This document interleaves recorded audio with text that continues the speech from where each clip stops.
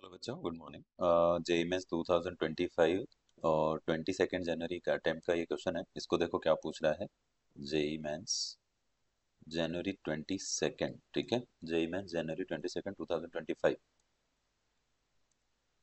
इसमें पूछा है arrange the following in increasing order of their boiling points. Boiling points के ऑर्डर में इनको अरेंज करके रखना है।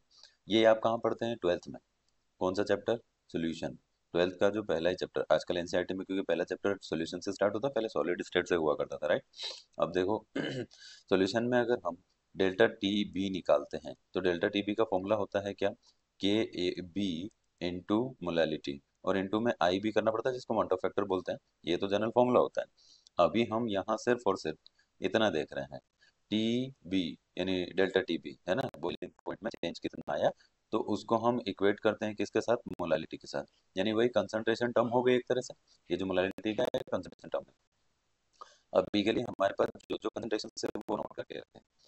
एक है 10⁻⁻², तो ये थोड़ा ज़्यादा है। जबकि 10⁻⁻3 ये थोड़ा और कम हो गया। एक और लेते हैं 10⁻⁻4, ये कम हो गया।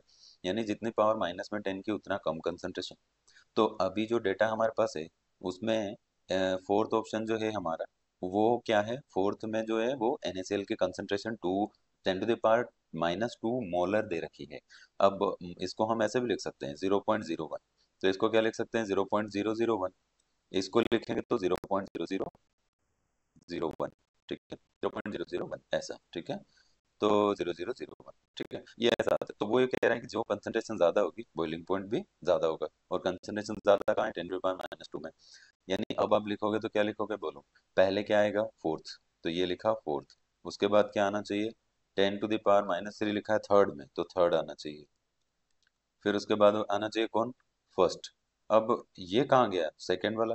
ये सबसे लास्ट में आएगा। इसका रीजन क्या है?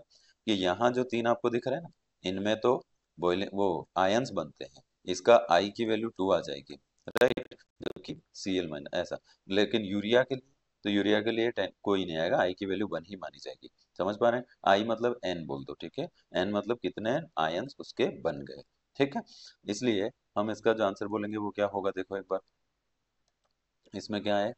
फोर्थ सबसे पहले आना चाहिए, चलो फोर्थ आ गया। फिर उसके बाद क्या आना चाहिए? थर्ड, फिर सेकंड, और फिर फर्स्ट। फर्स्ट सबसे लास्ट में आएगा। यानी नहीं, एक मिनट, फर्स्ट क्यों आएगा? सेकंड लास्ट में आना चाहिए ना। तो देखो फिर यही हो गया हमारा कौन सा ऑप्शन? First option. क्यों? फोर्थ सबसे हाई, फिर उससे थर्ड, फिर फर्स्ट और फिर सेकंड। ये आंसर है इसका। Thank you.